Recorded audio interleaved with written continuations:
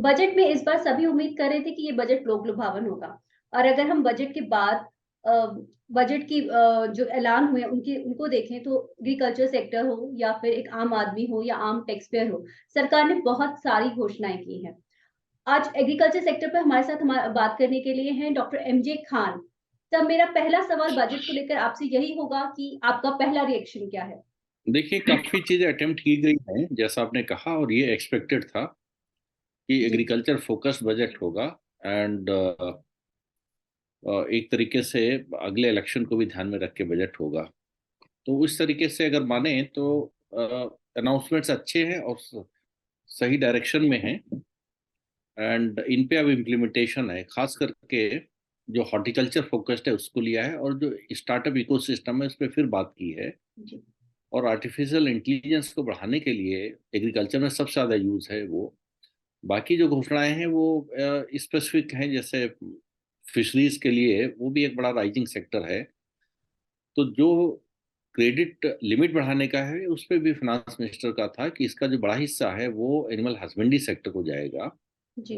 एक स्टोरेज का बड़ा इशू है तो उस पर भी इन्होंने टेकअप किया है। तो कुल मिला के मुझे लगता है कि एक जिस लाइन पे एक्सपेक्टेड था उसी लाइन पे है। बहुत ग्रेट भी नहीं बजट, और we can't dismiss it also. तो मुझे लगता है एक रीजनेबली बैलेंस्ड बजट है, but not a very great budget. अगर एग्रीकल्चर के लिए कहें तो ऐसा कुछ ग्रेटनेस नहीं है।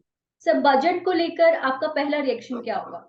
देखिए, ओवरऑल बजट अच्छा है, और खास करके जो अगर एक आम पब्लिक की बात कहें तो जो इनकम टैक्स स्लैब जो उस पे इन्होंने एक रिलैक्सेशन किया है कि 5 लाख से 7 लाख, तो उससे एक तरीके से हैप्पीनेस इंडेक्स बढ़ा है।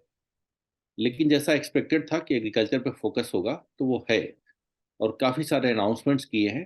कोई ऐसा नहीं है कि बहुत फार रीचिंग इम्पैक्ट वाली कोई चीज़ की हो, लेकिन डायरेक्शन सही है अनाउंसमेंट का। वो ओवरऑल जो नेशनल प्रायोरिटीज हैं उसके हिसाब से मुझे लगता है एक प्रोग्रेसिव बजट है, बैलेंस्ड बजट है। आपसे इससे थोड़ा-सा और इस पे चर्चा करें। अगर हम एग्रीकल्चर सेक्टर खासकर किसानों को लेकर बात करें तो डायरेक्टली उनके लिए घोषणाएँ उस हिसाब से नहीं है जितने की और सेगमेंट हैं एग्रीकल्चर सेक्टर के, चाहे वो मत्स्य संपदा हो या फिर एग्री स्टार्टअप्स की बात हो। तो उनके बारे में आपसे चर्चा करना चाहेंगे कि उनसे कितना बेनिफिट किसानों को डायरेक्टली या इनडायरेक्टली होगा? ये बात सही है। आज हम कुछ न्यूज चैनल्स पे बैठे थे तो वहां पर भी जो किसान नेता थे वो बहुत कन्विंस नहीं थे। वो इसलिए उम्मीद लगाए बैठे थे कि ये जो 2,000 रुपया हर तिमाही में मिलने वाला है तो उसको बढ़ाएंगे 12,000 से, कोई 6,000 से कोई 12,000 करेंगे, या कुछ लोग तो 18,000 की बात कर रहे थे कि इलेक्शन से पहले का बजट है तो शायद वो जो बेनिफिट ट्रांसफर स्कीम है वो डबल कर दी जाए। वैसा नहीं हुआ। दूसरा, कोई ऐसी बड़ी इम्पैक्ट वाली स्कीम या बड़ा एलोकेशन भी नहीं अनाउंस्ड है जिससे डबलिंग फार्मर्स इनकम के लिए जो 1 साल बचा है अपोजिशन क्वेश्चन करेगा 2024 के इलेक्शन में, कि उससे बचने के लिए कोई ऐसा अनाउंसमेंट करते कि डायरेक्ट इम्पैक्ट कर जाता, वो भी नहीं है।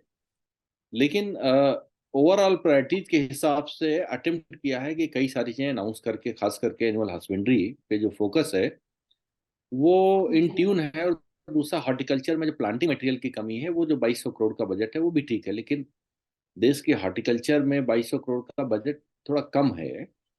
लेकिन ये सही डायरेक्शन में है। बाकी जो एआई स्टार्टअप वगैरह है वो भी मुझे लगता है कि ओवरऑल प्रायोरिटी से अलाइंड है।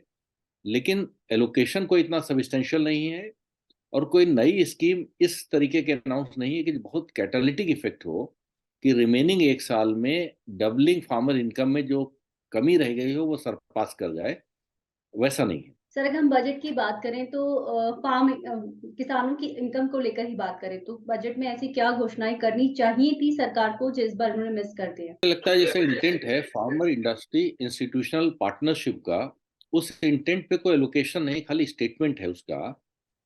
तो जो पैक्स हैं, प्राइमरी एग्रीकल्चर कोऑपरेटिव सोसाइटीज, जो अब मिनिस्ट्री ऑफ कोऑपरेशन के तहत हैं, उनके लिए अनाउंस किया गया है कि उनको एक तरीके से पार्टनरशिप मोड में जाएंगे और वो इनपुट सप्लाई को इंश्योर करेंगे। तो इसका मतलब ये है कि इनपुट्स का अल्टरनेट चैनल डिस्ट्रीब्यूशन का कर रहे हैं।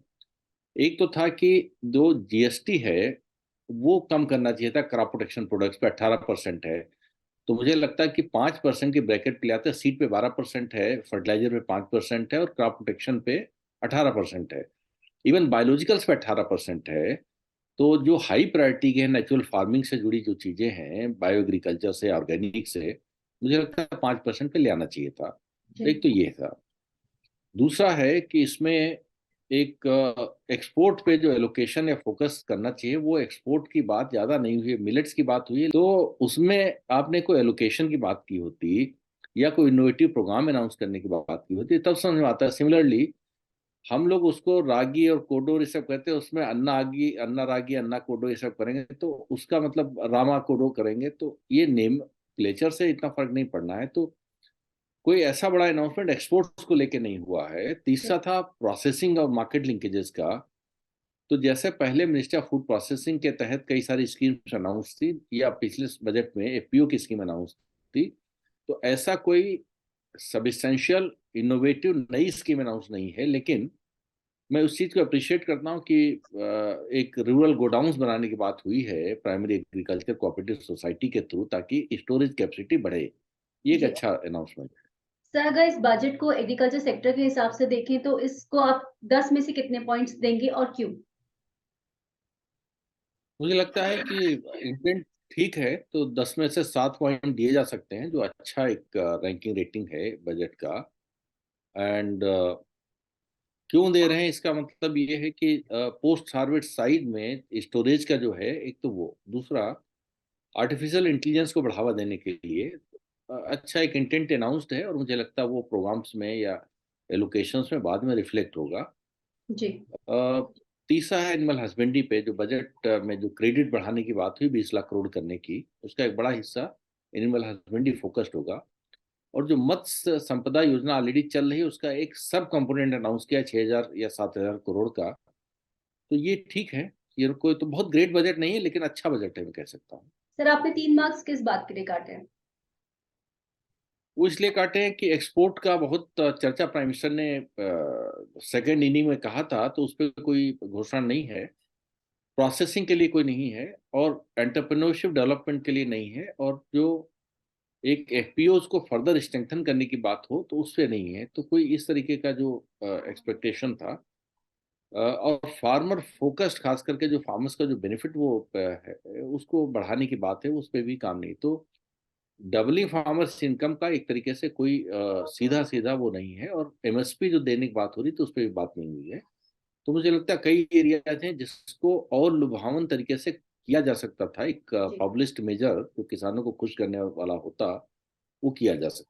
सर, हम उम्मीद करते हैं कि वित्त मंत्री जी जिन बातों को या जिन ऐलानों को एग्रीकल्चर सेक्टर की को सबसे ज़्यादा ज़रूरत थी, जो उन्होंने इस बार घोषणा नहीं की, हम उम्मीद करते हैं कि आगे आने वाले बजट में वो इसको शामिल करेंगी। हमसे बात करने के लिए आपका बहुत-बहुत शुक्रिया sir. Thank you Sheela, thank you.